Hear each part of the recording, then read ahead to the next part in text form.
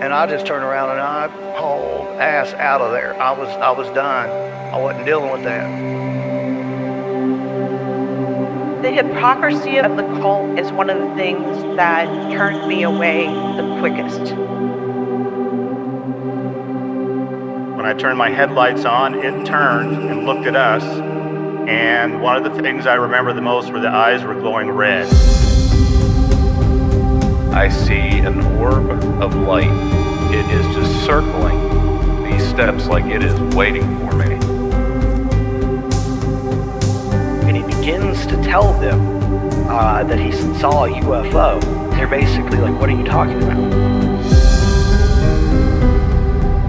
That's 7 foot up on a tree, peeking around it, and that's where I saw the top of the muzzle, nose, and the eyes. As soon as I made eye contact with this thing, it felt like death. Welcome back to a very special episode of Tinfoil Tales. Tonight I'm going to be joined by the one and only Vic Cundiff. For any of you out there listening, you might know Vic. He is the OG of Dogman podcasting. He created Dogman Encounters Radio, I would say probably over 10 years ago now at this point. But Vic is an OG in the podcast realm. He was actually one of the first people that I had shared my experience with. So I'm definitely looking forward to talking to Vic. I think it's going to be a great conversation. But before we bring him on, if you've ever had an experience and you would like to be on an episode of Tinfoil Tales, there's a couple things you can do.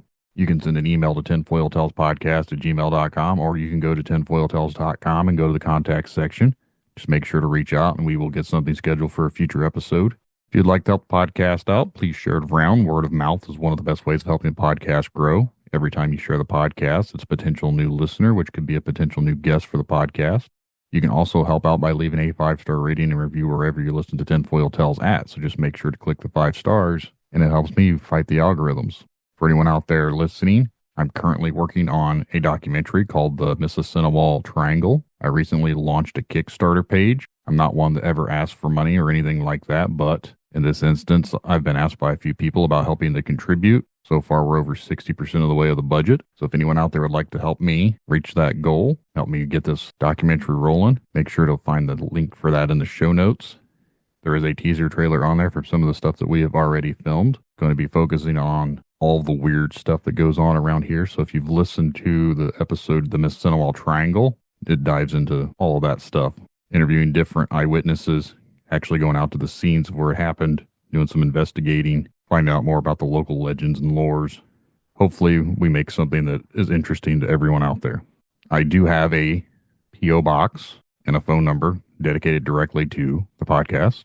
So if you have anything cool you'd like to send my way, or if you'd like to send a text, try and get something scheduled that way too. Make sure to check out the show notes for that.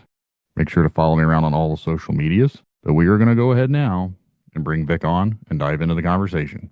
So sit back, relax, and enjoy the show. I'd like to take this time to welcome my guest tonight, Mr. Vic Cundiff. For anyone out there, you might know Vic from Dogman Encounters Radio and some of the other podcasts he has, but let's give a good welcome here to Vic. Thanks for coming on here and talking to me tonight. Well, thanks so much for having me. I appreciate it. You were one of the first people that I'd actually talked to about my experience. I spoke to one other show when I first kind of got started because I was at a convention and I sat down with them in person and I kind of talked a little bit about it. But you were the first person I actually reached out to and talked a little bit about what had happened to me and why I do what I do and my experience. So it's an honor to have you on my show now, like a couple of years later, to actually talk to you about it because, again, you're like one of the first podcasts I ever really went on. Well, it's an honor to be here. So thanks again for inviting me. Not a problem. Would you like to let the audience know a little bit about yourself and how you kind of, to me, I say this is a compliment or but like you're one of the original pioneers of this whole podcasting cryptid realm for me, because you've been doing it for almost 10 or more years, I think, at this point.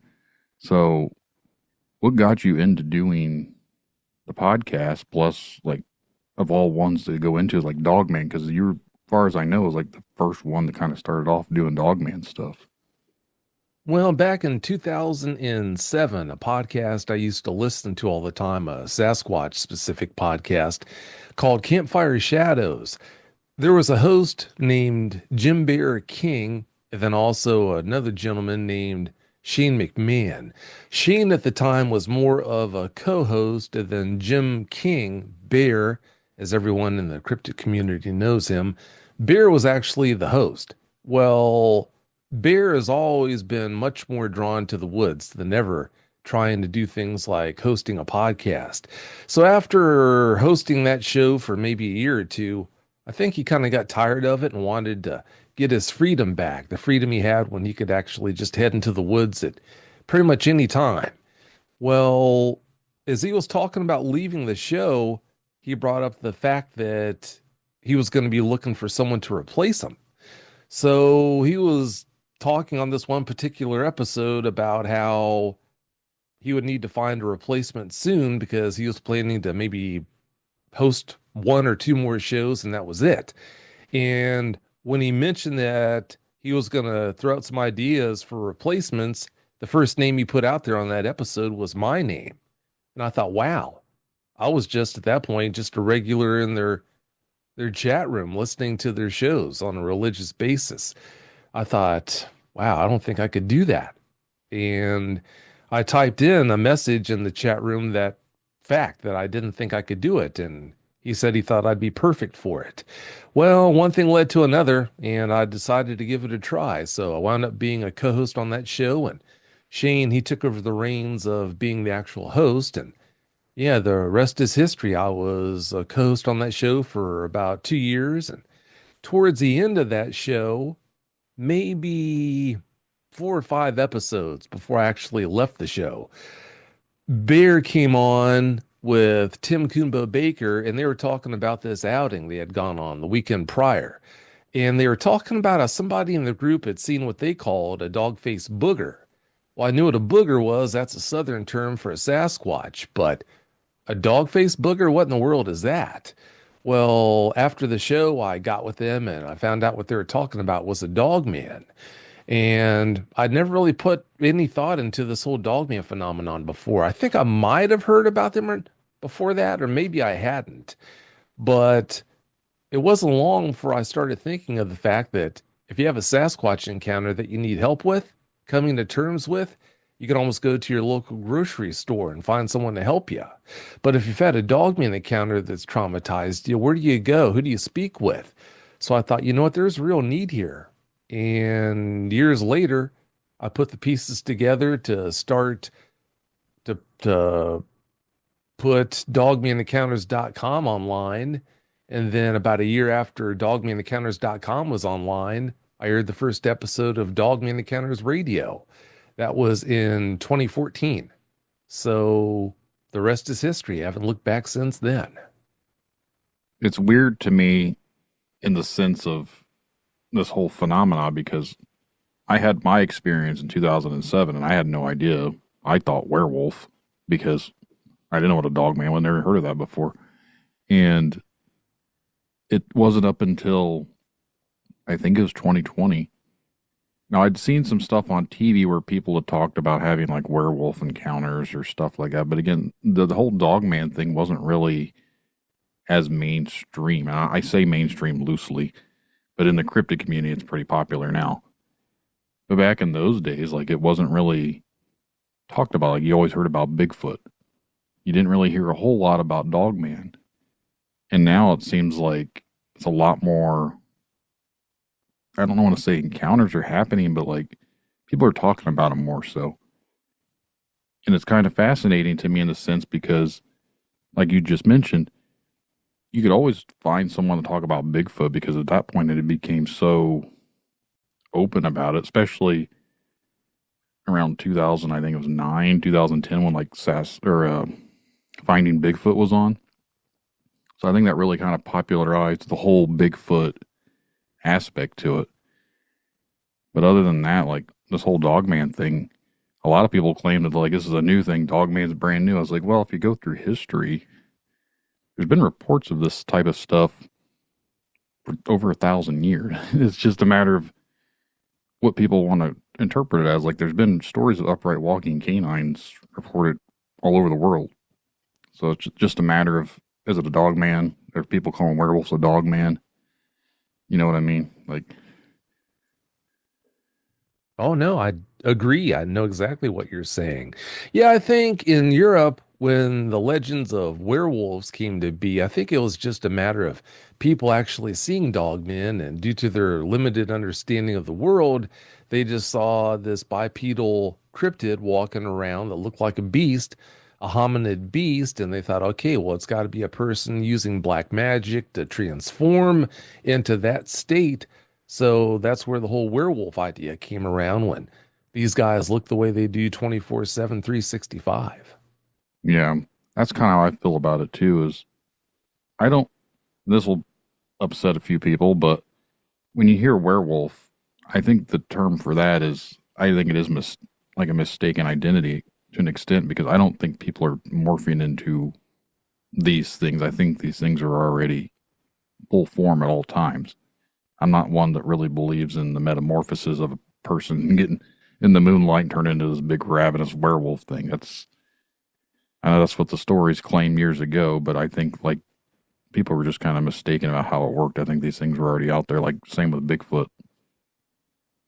Oh, no, I agree. Couldn't agree more. I'm not going to rule out the possibility in this crazy world where Right. we have things like subatomic particles called quarks that can literally wink in and wink out of existence. If that's possible, and if that actually does definitely happen, which it does, then what is impossible? Nothing's impossible. But yeah, I mean, that's one of those things that's really hard to believe that that's the case. Again, it's possible. I'm not going to rule it out. But yeah, I agree. I think that when people see things that look like dogmen, or in their minds a werewolf, I think it's just a dogman, and that's all there is to it. So that's my 2 cents on it also. Once you started looking into these things and talking to people, how's it kind of change your perspective on the whole phenomena? Well, over the years, after talking to a ridiculous number of eyewitnesses, I mean, in the thousands of them, thousands upon thousands of eyewitnesses, when I started out, I thought, okay, this definitely has to be a case of flesh and blood creatures out there in the woods trying to scratch out a living. But after you've spoken with so many credible people who report to you about seeing these things do so many things that can't be explained away by them being flesh and blood creatures, they have to have some kind of ethereal qualities. That's one of the biggest changes in my paradigm regarding dogmen that I've experienced over the years. The fact that I think there is something else to these guys that makes them quite a bit more than just flesh and blood creatures with no special abilities. If you think about it, how could a very credible eyewitness have a dogman encounter on vacation in Maine one day? They freak out, understandably so, fly home that night, and then the next morning in Florida, where they live, they go out back and they encounter the exact same dogman. You just can't explain that away as being a flesh and blood creature. So when you hear about things like that, time after time after time, there's going to come a point where you realize that there has to be some there. Yeah, I've heard similar stories with people with Sasquatch things too, where they claim that they'd seen something and then they've traveled halfway across the country and it's in the window of their camper trailer looking in at them, the same one that they'd seen like a couple days prior. How do you explain that? Like, it doesn't add up. Yeah, I agree. They have to be from the ether or have some sort of ethereal qualities. That's the only way to explain it. Yeah, it's very... I try and remain more like grounded on the aspects of a lot of things, but the more I've been digging into this stuff, like the more you can't stay 100% flesh and blood grounded to a lot of this phenomena. If it's all what everyone's describing, there's no way a physical flesh and blood creature could just manifest itself instantaneously somewhere else. Like you'd seen it over here and all of a sudden now it's like 1,000 miles away and hey, here I am. It just doesn't work that way. Oh, I agree. Some of the other things they do as well. I mean, there have been very credible eyewitnesses, tons of them, that have reported seeing them cloak, just practically disappear, or it appeared like they walked into some sort of a portal. So You just can't dismiss that. If it was a case of one or two people saying that sort of thing, that's one thing. But when you've heard it from so many people who obviously are credible people, they're not crazy, they're quite sane, then how can you ignore that? You can't. That is the one thing that I can attest to with people is when you actually have an experience and then you sit on it and you rationalize on it for so many years and you try and write it off as something explainable, but there's really no way of actually explaining it. That's like the biggest struggle that I've had is trying to come to terms with what actually had went on. And that's why I do what I do, because I've been wanting answers. I've been searching for a truth. I want to know what happened. I want to know what this thing really was. That's kind of why I started my show. It's why I talked with you, because you'd interviewed someone from my local town that's seen something similar to mine. So, like, I've been trying to find people from around my area that have had the same sort of experiences, and I've actually been contacted by several different people now, and I'm working on doing a documentary for this area. So for me, it's like, it's my next evolution of searching for answers, and a lot of people say, oh, you don't need to go out there and do that. My friend that's helping me film it asked me what we're going to do if we actually find something. I was like, I haven't gotten that far into the plan yet. Like, I'm just putting it together. If we go out there, we see something, then awesome. I want to find my proof. But other than that, I don't know what's going to happen afterwards. Well, as long as you go about it the right way, I think you'll be just fine. But there are a lot of Sasquatch researchers out there, Dogman researchers, who don't go about it the right way. They just throw caution to the wind, and they do all sorts of things where it just seems like they're begging to be harmed. I don't know why they do that, but I wish it was a lot more rare of an instance than it is, but it's not. And it just makes you wonder why it's that way, why people do that. I don't really have, like, for me, it might sound weird for people listening, but I don't have any expectations of actually seeing something, because I am in the mindset of, you're actually going out looking for something, you're more than likely not going to find what you're looking for, especially when it comes to these types of things. I don't want creatures, whatever you want to call them. I feel like they know what you're doing. Like, even with whatever your intent is, not just Dogman, but even like Sasquatch or some of these other things, I think they all have the ability somehow to know what someone's doing. So if they want to show themselves, they might. But a lot of the time, I don't think they do, unless there's a reason why they do it. I don't think they do it just for the sake of doing it. I think there's always a purpose as to why they do it. Yeah, that's a really good point. It does seem like they have the ability, Sasquatch too. It does seem like both of them have the ability to tell what's on your mind. I don't know how they do that, but if we're talking about ethereal beings, then who knows what the limits of their abilities are. But if you think about the advantage that would give them, it's no wonder it's so hard to catch them unaware and get photos of them and get tangible proof. But if that is a definite quality they have, an ability they have to read what's on your mind, and then they're going to know that you're there in the woods before you do. So they'd have every advantage. Mm-hmm. I think that's the most compelling encounters that I've always heard is when someone just so happens to come across one. They weren't looking for it. They're just kind of out minding their own business, and they happen to see something. That is, to me, like the most I guess I don't want to say logical, but like the term that I'm looking for, I can't really think about it, but it's basically, I feel like it just happened. They weren't searching for it. It's more natural. It was just like they were in their environment. Here I am. So, and I watch a lot of these shows on TV or whatever, where they're out looking for Bigfoot or anything like that.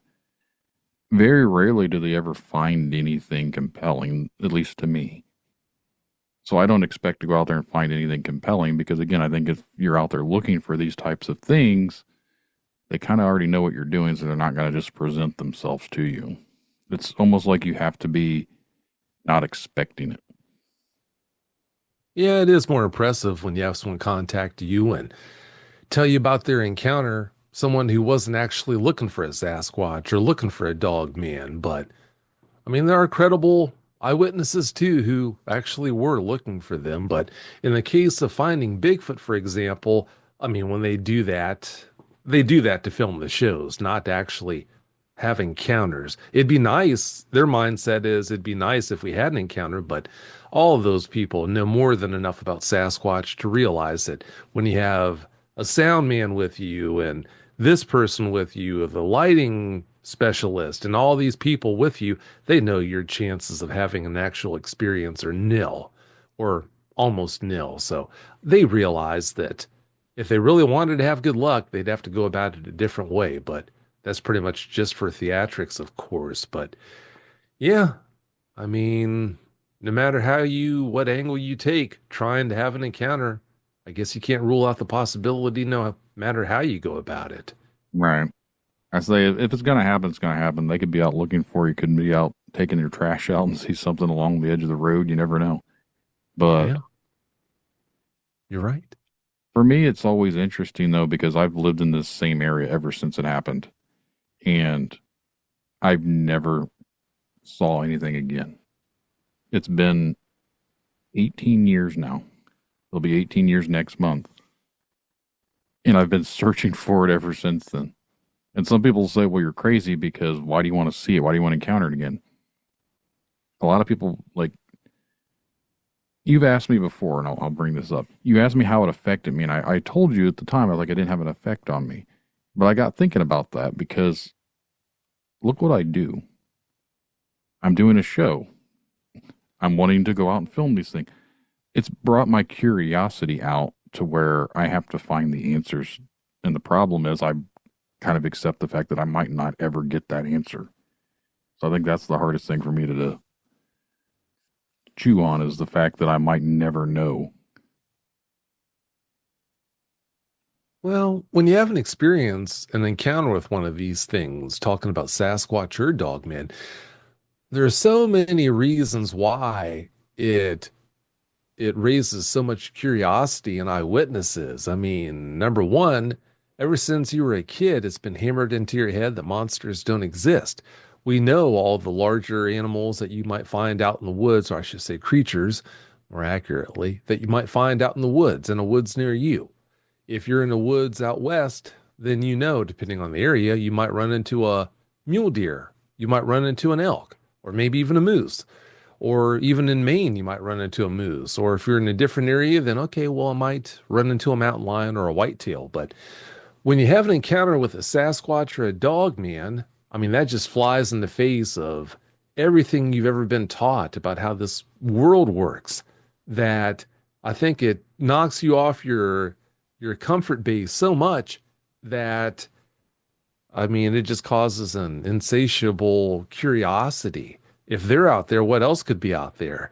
And if they're real, which I saw with my own two eyes, I want to know every last thing possible about these things. So I think it's only natural that eyewitnesses wind up having such a hunger to learn more about these guys when they have encounters with them. When you had your experience, you want to talk about that here in a second, is that kind of what got you into all of this phenomenon in the first place? Oh, no, I was interested in Sasquatch well before that. Yeah, I was. Should I go into it now? Or yeah, you can go right into it. Okay, well, I've had a couple, actually, think 3-4 experiences now. No definitive Class A's I can point to and say, see right there, that's my Class A. I can't do that.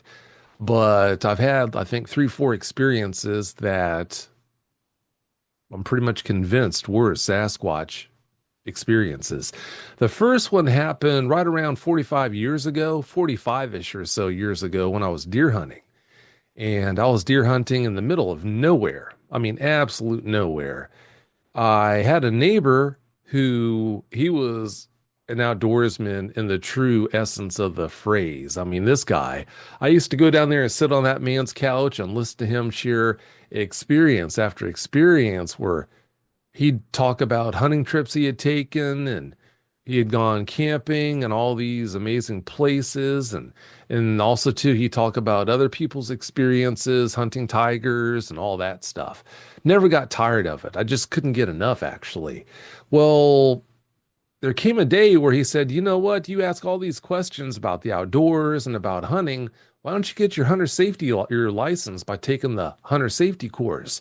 And if you do that, then I'll take you down to the farm with me, and we'll head down there the day before opening day of deer season, and I'll show you the ropes. So I said, okay, well, that sounds good. Sounds like a plan. So I went and took the hunter safety course and got my license. And before you knew it, it was the day before opening day of season. And just like he promised, we went down to his farm. And when we were pulling in the lane of his farm, you had to drive way back through the woods, number one, off the highway to even get to the farm. But as we were pretty close to the house on his lane, I looked over to my right and I saw a bay horse.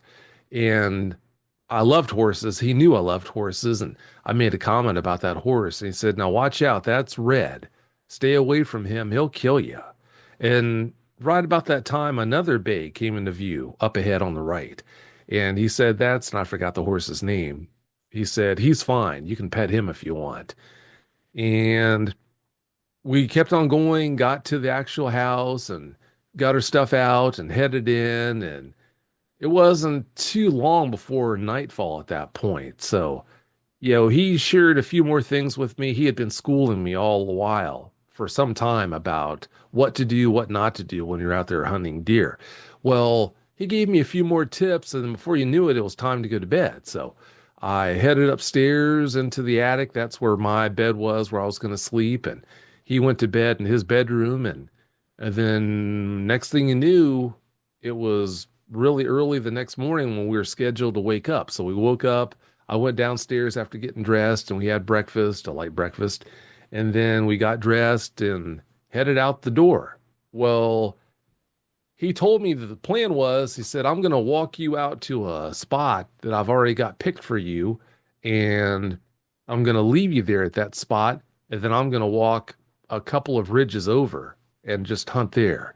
I'm going to hunt there until just before nightfall, and then I'll come back and get you on the way back to the house. So I said, okay, that sounds like a plan. So we walked out the door, and we walked and walked and walked through the woods. And this area had big hollows. You'd walk down a huge slope of a hollow, back up the other slope, big slope. Well, we walked over, I don't know how many of those hollows, down, up, until finally we got to this one spot in this big hollow, another big hollow, where he said, all right, this is your spot. He said, go ahead and lean up against this tree and remember everything I told you. And right before dark, I'll come back and get you on the way back to the house, and we'll see how you do. So he left me there, and he disappeared over the top of that ridge after walking up the other bank of that hollow. And like he had taught me, I did everything that he told me to do. And before too long, the sun came up because it was dark. It wasn't even dawn yet at that point. Well, before too long, the sun came up, and I'm just sitting there remembering everything he told me, and no sudden movements and all that. And I'm just looking around, just soaking up nature, having a great time. Well, nothing happened. Nothing was moving. No squirrels even. It was just dead. Well, if I remember right, I think sometime maybe a hair after noonish or so, all of a sudden I heard this loud horse whinny right behind me. It sounded like it was almost right on the other side of this big tree I'm leaning up against. Well, when I heard that whinny, unfortunately, my mind went to that place where it probably shouldn't have gone, but it did. I thought, oh no, it's Red. Red followed us out here. And now he's right behind the tree I'm leaning up against. Right about that time, I heard this loud horse blow. Well, for anyone who knows horses, they know that if they know horses well, they understand that horses cannot breathe through their mouth. They can only breathe through their nostrils. That's why you hear horses being so particular about clearing their nostrils, blowing like that, gently, because that's the only way that they can breathe. Well, if you spend any time around horses, you've noticed that every once in a while, they probably get something crossways, and they do a real blow. It's a real loud, concussive blow where they just empty their lungs instantly. It's like a cough almost. Well, because of their lung volume, it's just freaky because it's so loud, it's so concussive. If you're not expecting it, it'll make you jump out of your boots. It's that loud, it's that sudden and violent. Well, the sound I heard behind me, that was just feet behind me on the other side of that tree. I'm a big guy. And even at that, my lungs aren't even close to having the volume required to make that sound, that concussive sound that I heard behind me. The lungs that I heard attached to whatever creature it was had to have been probably, I'd say, 1,000-pounder. That literally the size of an average horse to be able to move that much air and be that concussive in the sound that I heard. Well, I looked around the tree to one direction. I think my right was the first direction I leaned and looked, and then I didn't see anything. I looked the other way around the tree, didn't see anything. Well, putting two and two together, the slope of the hollow, the huge hollow I was in, was too was too steep for a horse to even think about wanting to traverse. Number two, there was tons of tree trash. There was over a foot, I'd say, of sycamore leaves, oak leaves, all sorts of detritus that would have made it so I'd hear a horse coming from a mile away, but never heard anything. It was just silent. So when you put two and two together, that's why I think it had to have been a Sasquatch. I don't know what else it could have been. But again, that's not a Class A. I didn't see anything that day. All I can do is just tell you what I experienced. And then there was another time when I was walking way out in the country, and about a quarter mile ahead of me, I'd walked way out to where I was at the time of the sighting and turned around to head back to the truck. Well, as I turned around and had walked a short distance, about a quarter mile up ahead of me, there was this arched bridge that went over this brook that I had crossed to get to where I was at the time. Well, I saw this black figure. Wasn't really running, it was more of a jog, but I could see its head and shoulders at first as it was on the other side of the arched bridge. And then all of a sudden I could see more and more of it as it was running or jogging up the hump of the bridge and then over the top and then down to my side. Well, the way it was running was weird. The way it was almost plucking its feet off the ground in a strange way. I've never seen any person run that way before.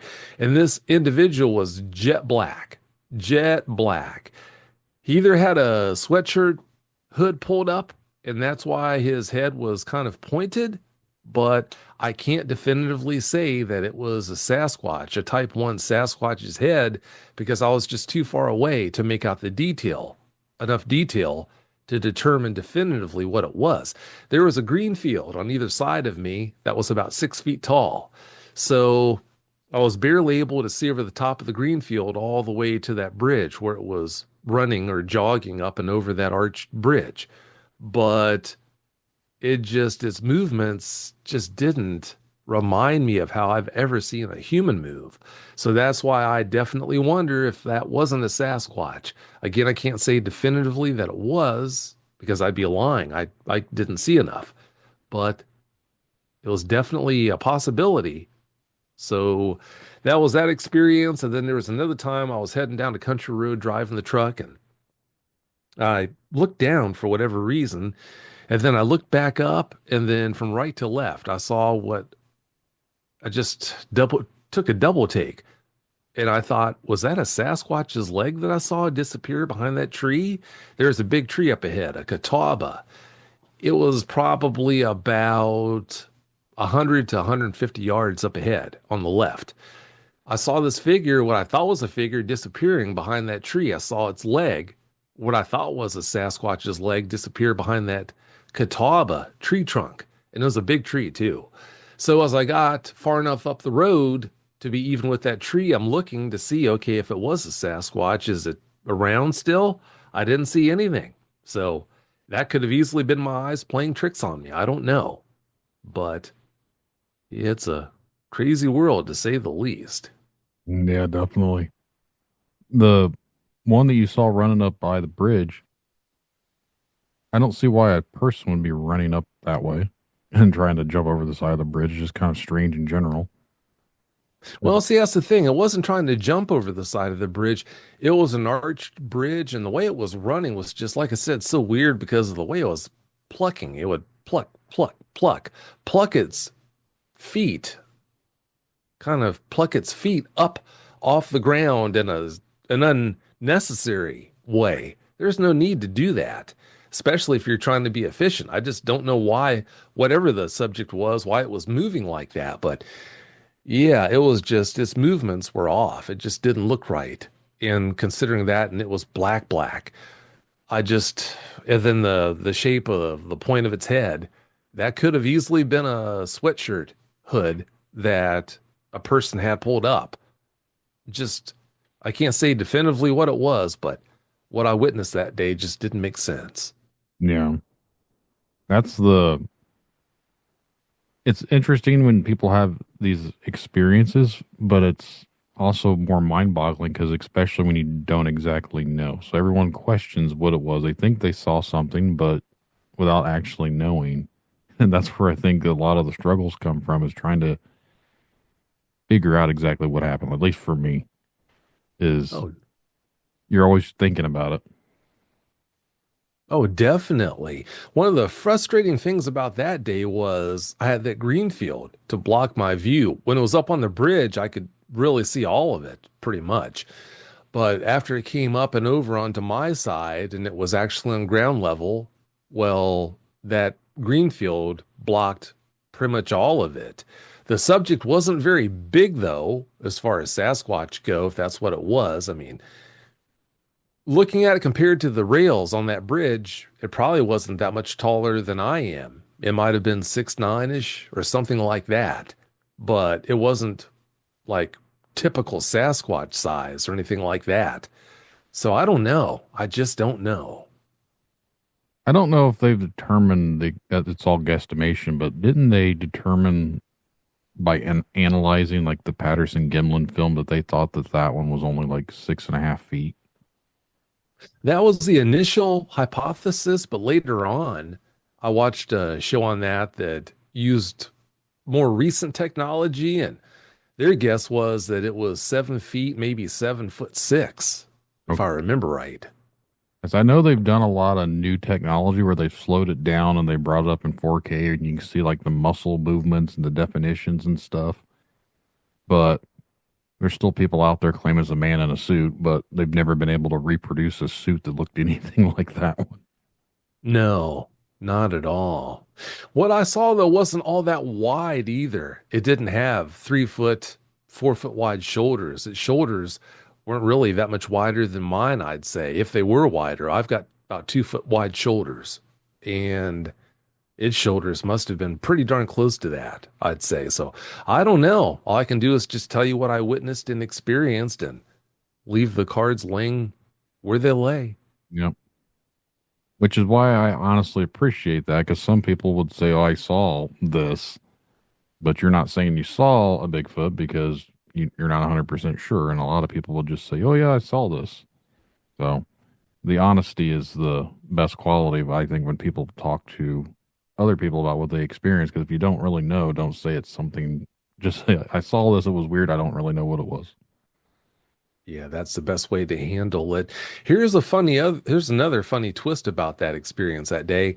It was too hot, in my opinion, to be wearing a sweatshirt, but this was definitely after the time where it became common for kids to start wearing sweatshirts, even when it was hot out.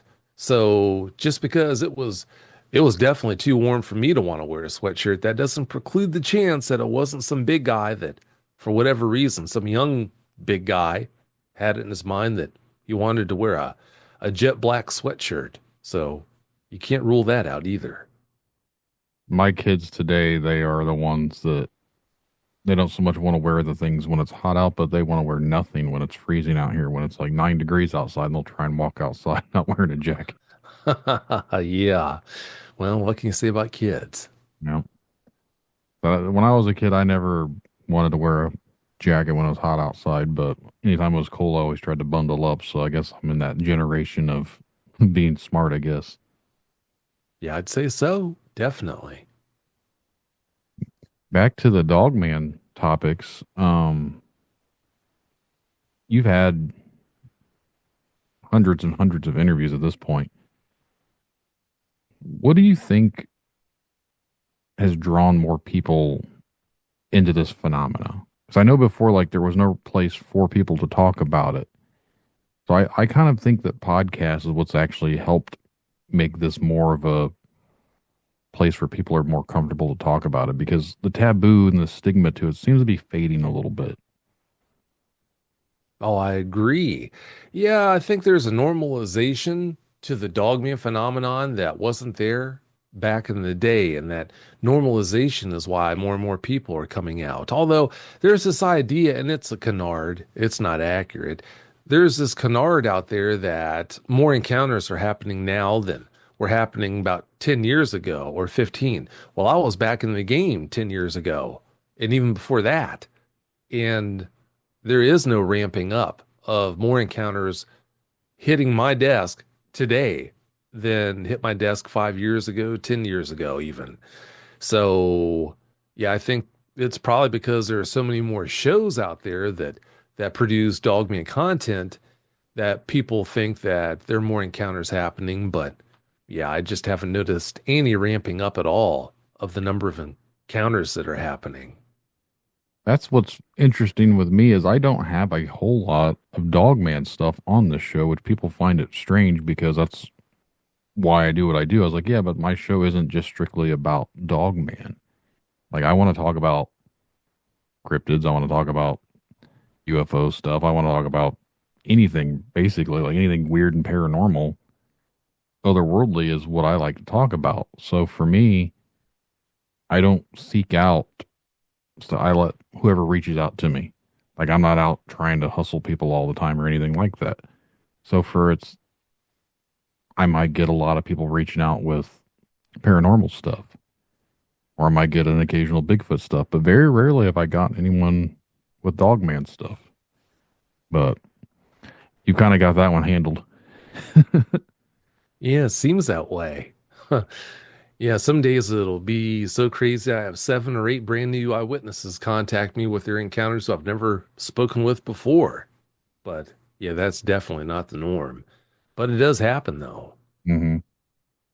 It does. There's definitely a lot of stuff that's going on out there. And I actually had a lady who was local. I had an episode with her a while back. She found me because she heard me on your show. And I've actually had a couple other people reach out to me because of some of the other shows that I've been on that are local. And strangely enough, I haven't actually interviewed him or anything about it, but he messaged me and we kind of chit-chatted for a little bit. He saw something in the same exact area that I did. So he's not 100% sure what it was. Said, but listening to me talk about it kind of brought all those memories back for him. So it made him more just to reach out and just be like, hey, I saw something too. So that kind of reassures me as like, well, I'm not crazy. At least I had a witness with me that's seen it too. But now if I know several other people in the area that have seen similar things, it makes me feel a little bit better, but it makes me now want to go out and look for it even more. Yeah, you're far from crazy. You saw what you saw, and that's all there is to it. It's good you realize that. You never asked to have the experience, but it just happened. But yeah, that's the way it is with most of these eyewitnesses. They never asked to have this happen. It's really a shame. It's a negative experience that most of them never asked to have, number one. But after having it, when they try to reach out to family and friends for help, coming to terms with their experiences, they're derided, made fun of, and for a lot of them, they become the punchline at family get-togethers. So it's just really a shame. It is. Yeah. I've always tried to tell people that I don't try and ridicule or judge or pick apart anything because I know what that's like. It takes someone to actually know and go through the same things to understand what other people could be going through. At least that's how I feel about it, because you can say you've had experiences in some realm, but unless you've actually had, like, you hear things, you saw some stuff, there's other people out there that don't have any experiences, and I don't see how someone can relate to that because it takes a special type of situation for people to actually relate to it. Like, I've never been to a war, so I'm not going to tell someone that comes back from a war that has some sort of a, I don't want to say PTSD, but basically kind of what I'm referring to.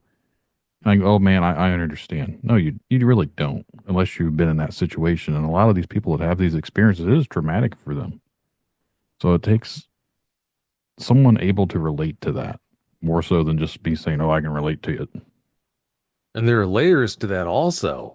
If you talk with an eyewitness who had a dogman come into their house, which that does happen occasionally, not very often, but it does happen.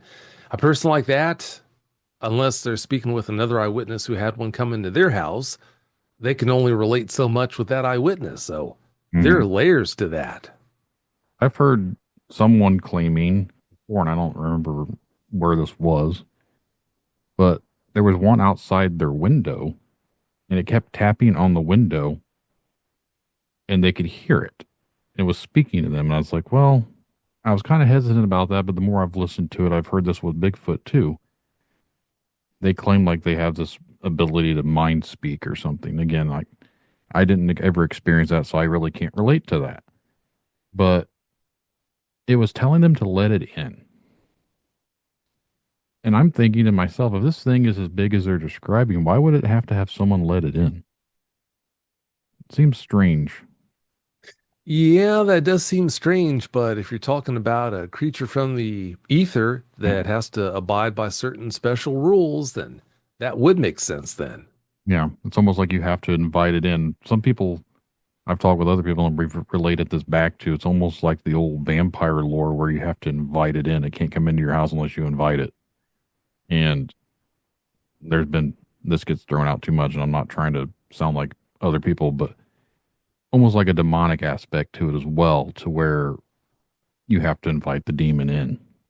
It's almost like if this thing was real, I'm not saying it was an actual dog man, it could have been anything taking that form. But the fact that it was telling them, let me in, just seems very not so much animalistic to me. Like, if it's an actual animal out there prowling, if it wanted to get someone, I'd just assume it would just jump through the window and grab it. I'm not going to look at you through the window and be like, hey, open your window, buddy. So to me, that just seems a little weird. Yeah, you raised some really good points. Yeah, if it's a normal flesh and blood creature, it's not going to do anything like that. It's not going to be talking with you, number one. But yeah, number two, it's not going to be asking for permission to come in. But there are dogmen that have come into people's houses uninvited. So I don't know how that works. But then again, people ask if they're government creations. And my response to that is, back in 1877, when the first documented sighting happened, the government never had anything approaching the technology to make a dogman in a test tube. But today they definitely do. Does that mean that all dogmen that people see are made in a test tube in a laboratory? No, not by a long shot. Maybe it's a matter of some of the dogmen that are out there are naturally occurring, however that might be. And I use the word naturally very loosely, while others were made in a laboratory. And the ones in the lab, maybe they don't have the ability to mind speak and do all these other things, but the ones that are from the ether, if they are from the ether, somehow they have that ability. It's just so hard to know how all this works. All we can do is guess. Yeah. So there's no definitive answers, I think, when it comes to these sort of topics. I've talked to certain people that want to say they're experts in certain fields and this and that, and that's fine, but I've always been under the assumption that we really don't have any physical proof, at least not you or I or mainstream public has any definitive proof on Bigfoot or Dogman or anything cryptid related. So I don't know how someone can sit there and call themselves an expert without having that physical proof. So when people tell me that, that's kind of my first thing, like, oh, okay. And then I'm a little hesitant about it, but I think there's people who've studied it a lot and have a lot of knowledge, but I don't think they call themselves experts. It's funny you mention all that, because that right there, the point that you made is about the only definitive thing that you can point to when it comes to Dogman or Sasquatch. The fact that there aren't any experts. You have people who think they're experts and they claim to be experts, but yeah, there's no such thing. That's what I've told some people, and I think I've made some people mad when I've referenced that, but it's just it's the truth.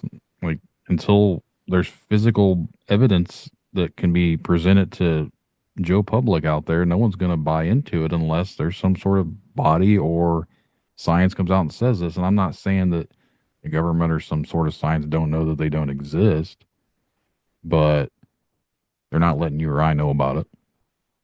Oh, no doubt.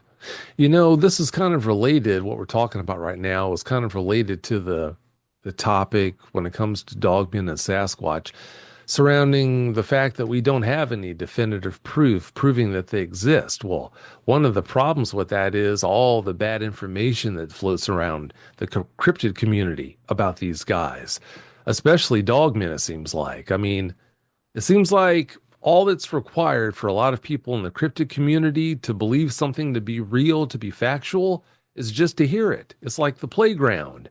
If they hear it, then it must be reality. It must be true.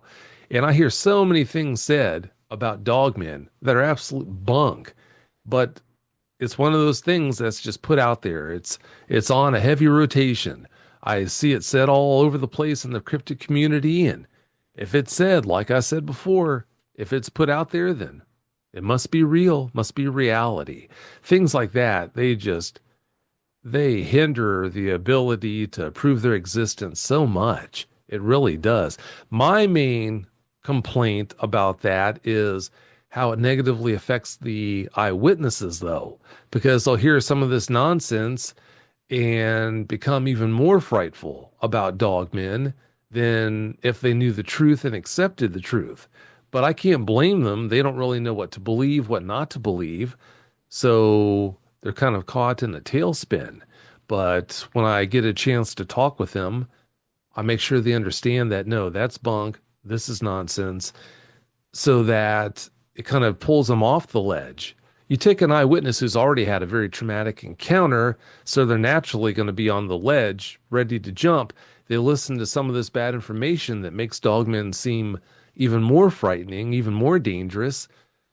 And it just really comes close to pushing so many of these eyewitnesses over the edge. I just hate that. My biggest pet peeve is people that don't even know they weren't there, but yet they tell someone what they encountered was this. Like, how do you know that's what they saw? Like, I actually just dealt with this again the other day. Someone said what happened to me. They wanted me to know that just because I said there's no bear in Indiana, because that's where I live, there's been bear in Michigan. There's been bears reported in like Wisconsin and Ohio and like down in Tennessee and then up into Kentucky. So who's to say that a bear couldn't just wander because they don't know borders? I agree with that statement. But what makes me angry is how can someone tell me that I saw a bear? Because I know what a bear looks like. I turned around, we went back, and another person saw it. We both said it was a canine. It looked like a large black dog. Well, it had to have been a bear. Why does it have to be a bear? And then when I said that to the person, I think it's insulting to someone's intelligence that when you tell someone, well, you saw a bear, that they don't know the difference between a dog and a bear. And that person got all self-righteous and condescending and called me some choice names because I didn't agree with their logic. I mean, how are you going to tell someone what they saw when you weren't even there? Oh, I agree. Happens all the time. Yeah, I wish I could say I didn't know about quite a few very well tenured researchers, Sasquatch researchers, who told eyewitnesses who reported to them that they had a Dogman encounter that, well, these Sasquatch researchers tried to just reassure them. They refused to believe it could have been a Dogman. No, you saw a Sasquatch, and they tried to explain why it had to be a Sasquatch, even though this eyewitness clearly saw pointed ears and a muzzle and claws and all this. I mean, it's just a shame that they could be so closed-minded. And then on the other end of this conversation, this part of the conversation, what you went through with that one person trying to tell you that you saw a bear, I mean, there's so many people out there who, unfortunately, they hate the idea of any new thoughts, of possibly seeing the world in a different way. If you pose any information that might be taken as trying to explain to them that the world isn't as they believe it to be. The world doesn't operate the way they've been taught their whole life that it does.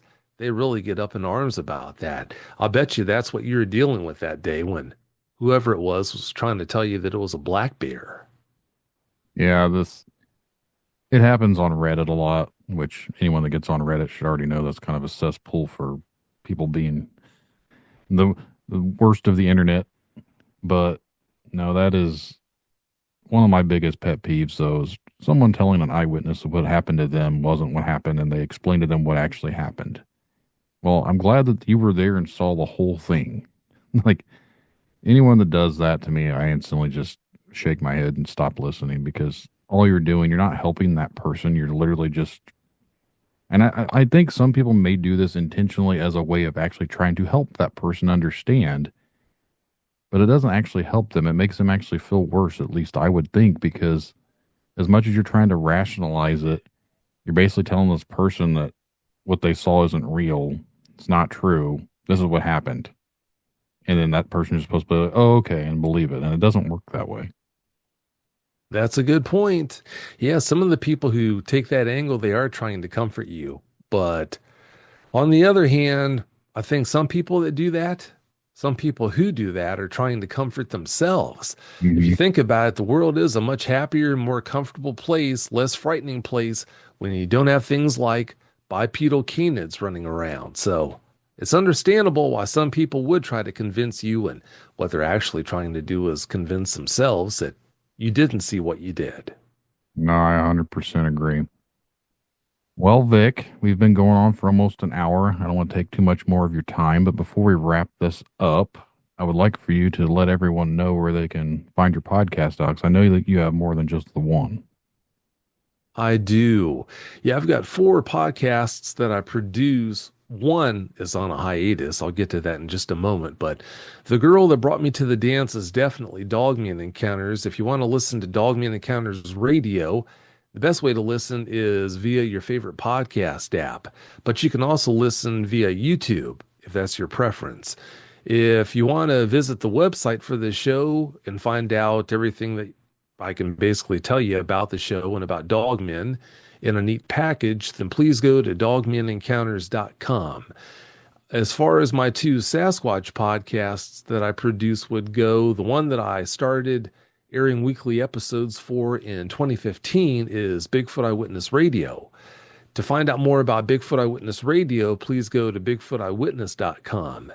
As far as how to listen to Bigfoot Eyewitness Radio, you can use your favorite podcast app to listen to that show as well. As far as my newer Bigfoot podcast would go, that's called My Bigfoot Sighting. And if you want to find out more about that show, then please go to mybigfootsighting.com. You can listen to My Bigfoot Sighting on your favorite podcast app, or if you want to go on to YouTube, there's the My Bigfoot Sighting YouTube channel as well. As far as the paranormal show that I produce goes, that's the one that's on hiatus. I'm not sure if I'm going to actually ever start airing new episodes for that or not, but as of right now, I've kind of got that on pause. You can listen to episodes of My Paranormal Experience using your favorite podcast app or via YouTube. If you want to visit the show's website, then please go to myParaEX as in Xavier.com. And that's the best way to access all the shows. I'll make sure to have all those in the show notes for you. So for anyone out there listening, they can just go to that and they can find you. Well, thank you, sir. I appreciate it. Not a problem. I appreciate you coming on here and talking with me tonight. It's been a pleasure. Oh, that goes 2 ways. It's been fun. Thank you. Yep. Thank you. And just remember, truth comes at a cost. Are you willing to pay the price? I heard a story late last night about something lurking along the wood line. Huge footprints, strange lights in the sky. They claim it's nothing, but I know they lie. It's easier to laugh in my face, but something about thought this makes me say, what if it's real? What if they knew? What if the answers are coming from you? Spinning stories, wasting my time, hearing voices, is it all in their minds? They can call me crazy, but I just want some proof. What if it's true? What if it's real? What if it's true? What if the world's not what we knew? Tinfoil Tales, pulling me in, a story that starts where the logic ends. What if it's real? What if it's true? The answers are waiting, they're waiting for you. They see a dogman walking, or maybe a mothman flies above the buried giants, hidden beneath the lies. They say it's just stories, it's all make-believe, fairy tales for the things we can't perceive. They want to keep us blinded, they want to break our will, but I'm not buying it, I'm not swallowing another pill. Force-fed poison, the lies we're made to believe. What if the truth could set us free? Alien signals traveling through time, secret space programs erasing their minds. They call them crazy, but I just need some proof. What if it's true? What if it's real? What if it's true? What if the world's not what we knew? Tinfoil Tales, pulling me in, a story that starts where the logic ends. What if it's real? What if it's true? The answers are waiting, they're waiting for you. They laugh, they lie, we all could die, but the signs are there if you open your eyes. Aliens, cryptids, demons, ghosts, the Nephilim too. What if it's me? Or what if it's real? What if it's real? What if it's true? What if the world's not what we knew? Tinfoil Tales, pulling me in, a story that starts where the logic ends. What if it's real? What if it's true? The answers are waiting, they're waiting for you. It's all in our heads, it's all in our minds. These voices can't be silenced, the truth must rise. Tinfoil Tales, it's pulling me through. What if it's real? What if it's true?